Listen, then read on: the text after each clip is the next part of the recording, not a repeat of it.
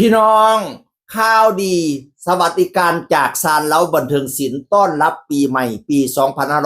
2569แจกสวัสดิการให้กับศิลปินลูกวงลูกทีมสุผู้สุคนพี่น้อง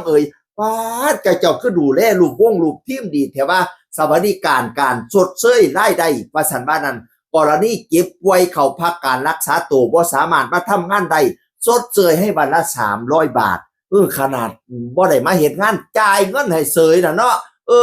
บ่ดีแต่ว่าเฮ้ยกรณีที่ครอบครัวเจ็บป่วยเข้านอนในโรงพยาบาลญาติสายตรงเป็นพ่อเป็นแม่เป็นลูกเป็นสามีภรรยา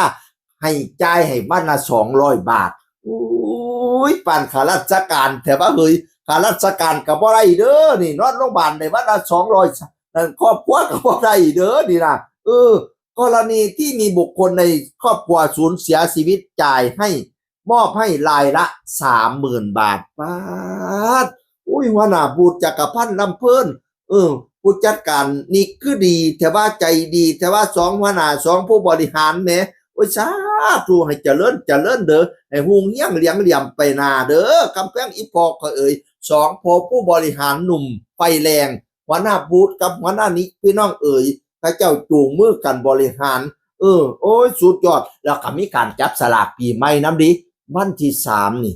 วันที่3จะมีการจับสลากปีใหม่พี่น้องอุ้ยรางวัลจากหลายผู้หลายคนเช้าของวันที่3เนาะเนี่ยวันที่2นั่นไปแสดงอยู่ที่อำเภอเมืองจันทน์บ้านน้องแค้นตำบลเมืองจันทน์อำเภอเมืองจันทน์จังหวัดศรีสะเกษแสดงขึ้นวันที่2วันที่3เช้าตื่นเมื่อตามาจับสลากนี่ผู้หลักผู้ใหญ่ไปมอบรางวัลให้หลายรางวัลพี่น้องรางวัลละ500รางวัลละ1,000รางวัลทีวีจอบักใหญ่ก็มีอุ้ยหลายรางวัลผู้ใหญ่ใจดีสนับสนุนมาก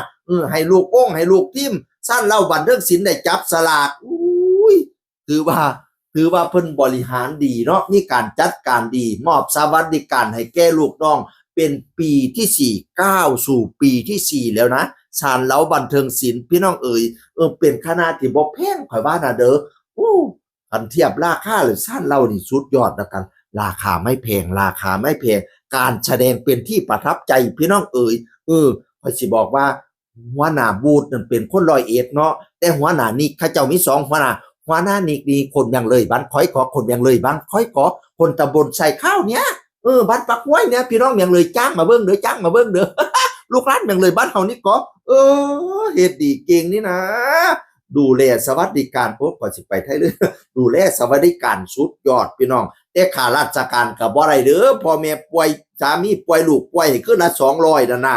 ตัวเจ้าของป่วยให้คืนละ300โอ้ยข้าราชการบ่มีพี่น้องเสียชีวิตให้30,000พุ่นน่ะอันคนในครอบครัวนั่นน่ะสุดย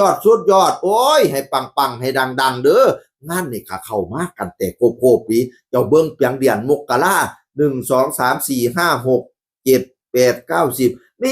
มีเกียบซุมือพี่น้องป๊าดปังสุด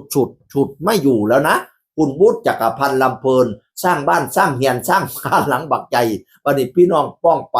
ลูกทีมเพิ่นก็ฮักหอมสามัคคีกันดีพี่น้องอยู่กันแบบครอบครัวอบอุ่นดีชื่นส้มเด้อชั้นเราบันเทิงศิลป์ฤดูกาลที่4ให้ปังให้ดังกว่าเก่าเด้องานก็ให้ไหลมาเทมาปานน้ำแกงไปแสดงทั้งไหน FC ให้แตกจนล้นอ่างสนามให้10 บาทซา5 บาทเด้อโอ้ยชั้นเราแสดงดีให้ตลกดีให้หมอลำดีให้เตยดีให้มีแต่คนย่องย่อปอปั่นเด้ออีพอข่อยโชคดีปีใหม่ปี69เสียงอื่นคนเก่าเว้าสู่ฟังสวัสดีครับ